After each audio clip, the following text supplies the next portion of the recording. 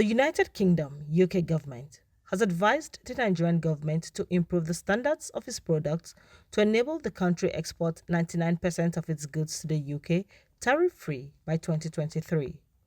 British High Commissioner to Nigeria, Catriona Laing, gave the advice when she appeared on Forum, the news agency of Nigerian non-flagship interview program in Abuja. There's a number of things that need to happen. So I think in order to export successfully, on our side, what we need to do to make it as open as possible, and we are a country, particularly post-Brexit, we want to ensure that access to our market is very open.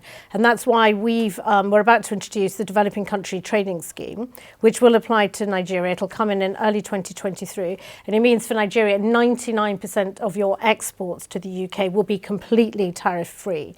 So no trade barriers. So if you're an exporter, and I think I've got an example, say if you're a cocoa butter exporter, for example, in the old world, you'd have had to pay £180,000 in tariffs. Now that will be gone. NAN reports that on August 17, the UK government announced the Developing Countries Trading Scheme, DCTS, where 99% of goods from Nigeria will be eligible to enter UK duty-free by 2023.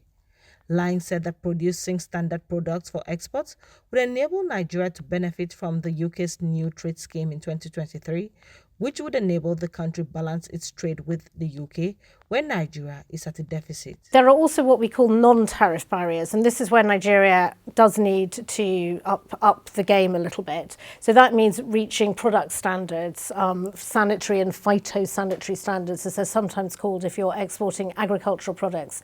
And we have quite strict rules to ensure, that animals and plants are meeting these high standards to prevent, any pandemics spreading and so on. So we're also supporting Nigeria to be able to meet those product standards.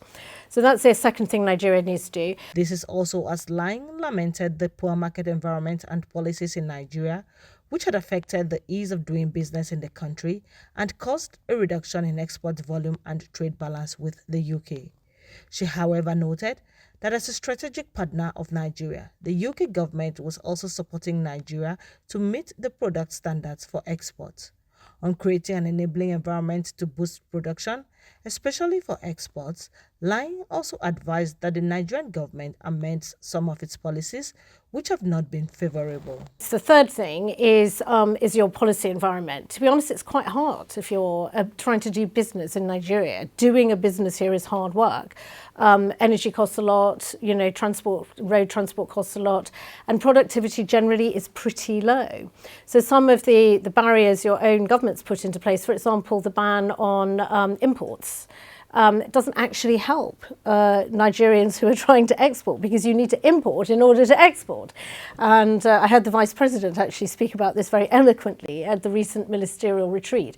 So I think Nigeria, to be honest, has made some mistakes in its own policy. So all of those, sort of the policy environment needs to be right, and then we need to be open to your exports and encourage investment both ways. And that's exactly what we want to do, because it's not a zero-sum game. If you can export good products to us, we're delighted, and equally we want to be able to access your market, both through trade but also through investment.